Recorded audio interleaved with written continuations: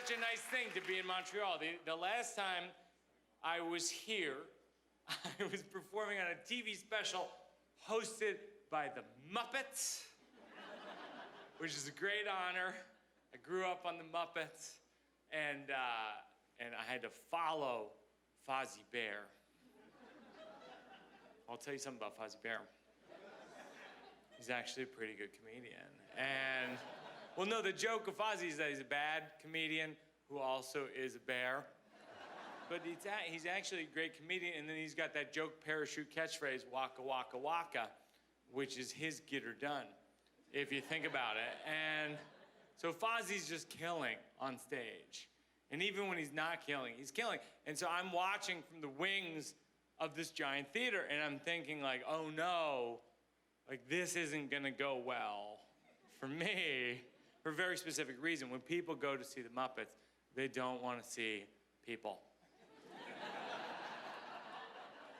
They just want to see more Muppets. It's like when you're watching Sesame Street and Gordon and Maria wander in the frame, and you're like, out of there. We want to see more of the creature who lives in the garbage. So Fozzie's killing, and then he's heckled off stage by Stadler and Waldorf. That's the gay couple that lives in the balcony. And if that's not the case, I'm so confused. They go to theater 7 nights a week and they bitch about everything. I mean, what are the clues here? And so Stadler and Waldorf heckle Fozzie, and then they introduce me, which is an insane precedent for hecklers. This idea that if a heckler defeats the comedian, they're somehow in charge of the show. It's like if a streaker ran onto the baseball field and they just threw him a mitt. They're like, third base, you know, and oh, I don't have a uniform. And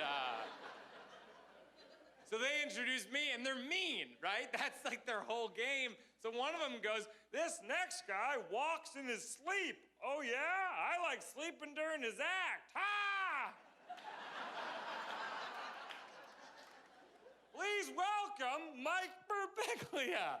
And I jog out on stage, and I'm so flustered by being pre-heckled by these surreal puppets that I forgot to bring my stool on stage. And I get to the center, and I look around, and I go, ah, fuck.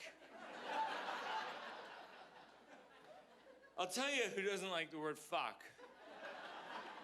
People who have purchased tickets to see the Muppets and the Muppets. The people in the audience were like, ah! The Muppets were like,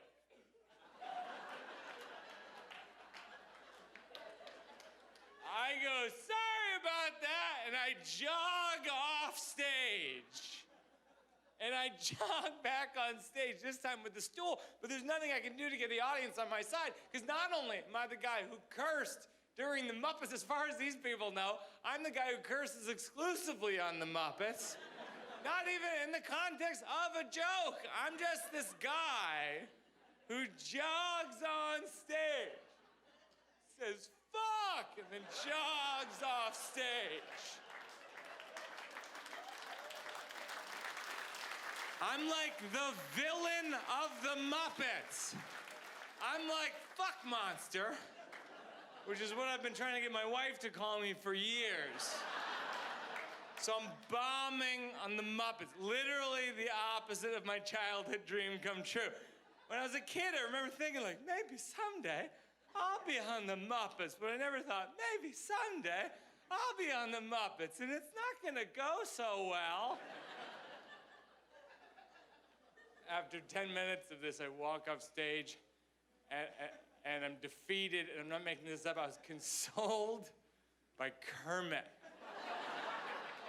Really, he was like, I thought you were good, and I was like, not now, you know, and I just wasn't ready for it, and I just felt so bad, but the more I thought of it, the more I thought, like, maybe I'm being overly prude on behalf of the Muppets. Like, if you think about it, the Muppets have seen a lot. They're like 75 years old.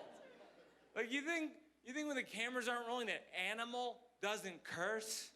You think animals never like, this fucking snare drum sounds like shit? Pretty sure Janice has tried heroin. You know what I mean? Like, you think Janice is never like, Kermit, I am like so fucked up. Can I use your leg to tie off my arm? That's a Muppets heroin joke, and I'm pretty sure if there's a hell, I'm heading there.